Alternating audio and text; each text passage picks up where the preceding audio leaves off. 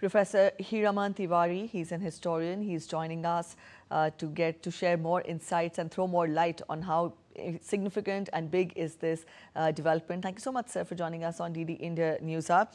To begin with, we've seen Home Minister inaugurate the Sacred Holy Relics Exposition of Tathagat Buddha and also inaugurated the Buddha Purnima celebrations. Help us understand the significance of this day, the significance of this exposition, and how does it, how does it help people relate to the message which Gautam Buddha gave, years ago, centuries ago, to the present day lives we are leading.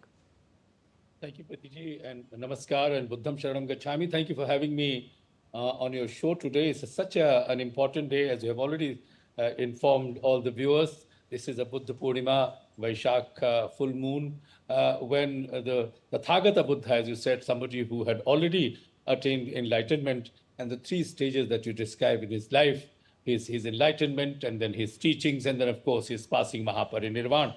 Now, the relics of the Buddha, or holy relics, sacred relics of the Buddha, are very, very important for all the Buddhists and certainly beyond the Buddhist people who follow Buddhist religion, for all of us in India. As if you remember, some of the relics which have been taken to Leh, Ladakh, and inaugurated to be placed there for 2 weeks for people's darshan by the Honorable Home Minister, they are part of what is known as Piparahava relics.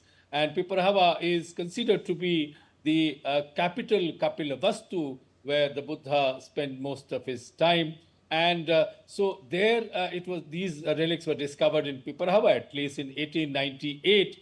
And in January the 3rd this year, the Prime Minister inaugurated that Piparahava museum, where the holy sacred relics of the Buddha, Tathagata, are placed, and where people can go and visit. And so today marks, of course, another milestone, because I think because it is the first time that in India these holy relics, sacred relics, are being taken from places to places. And why is it so important for the relics, so holy relics, to be taken to Leh, Ladakh? Is because, as you know, Ladakh has at least 40% of our Ladakh people are the followers of the Buddhism, Buddhist religion, and therefore it is very important. And in Leh itself, nearly 66-67% of the people are Buddhists. So it is very, very important. Those who cannot travel distant places, whether it is in Delhi or in Piparahava, that is in Uttar Pradesh, Siddharthnagar, near Gorakhpur, or some other places where the Buddhist relics are, Buddha's relics are, holy relics are kept. It is important that these relics are taken to those places where the devotees and those who believe in Buddhism, in fact, all of us do, can have a darshan, and then they can reconnect themselves. If you remember, the Prime Minister had said that this holy relics of the Buddha and the Buddhist civilization is the sacred memory which reconnects everybody to the ancient times. And as the Home Minister said today in his speech, that the teachings of the Buddha, the life of the Buddha, as you also said, and whatever he preached and whatever he left behind after his Mahaparinirvan is nothing but teaching of the peace and coexistence. As Prime Minister had said earlier, that for thousands of years in India and across the world, people have coexisted because of the compassionate and very generous preachings and teachings of the Buddha, and whose aim is that if you maintain peace, if you have compassion for others, then it is easier to live a life, and therefore it is very important. So the holy relics, the sacred relics, therefore directly connect us to the time when the Buddha lived and taught and preached, and the kind of life that he has lived. All right, Professor, also, how do you evaluate, or how do you gauge the efforts that have been made by the government also in line with the ideal of Vasudhaiva Kutumbakam, when the relics have travelled to different countries like Mongolia, Thailand, Vietnam, Russia, Bhutan, Sri Lanka? The efforts of the country in, in making an effort in connecting the people to these relics, so that it gives ample scope, ample opportunity for the youth of this time also to connect with the teachings, the ancient teachings, and the ideal learnings. Preeti, absolutely, you're absolutely right that it is the teachings of the Buddha which are more important. And how do we, either we go to the scriptures and the text and read it, you go to the master, and the other way to also to feel this emotional connect, spiritual connect with the teachings of Buddha, with the life of the Buddha, or with what he did, is of course to go and have a look at the relics. And as I mentioned earlier, the Prime Minister had said when he inaugurated the Piparahava Museum, which is of course a collection of beautiful sacred relics of the Buddha in Kapilavastu or in Piparahava in Uttar Pradesh. And then these relics have been taken around to the countries where the Buddhist followers of the Buddha are living, so that they can not only connect but reconnect.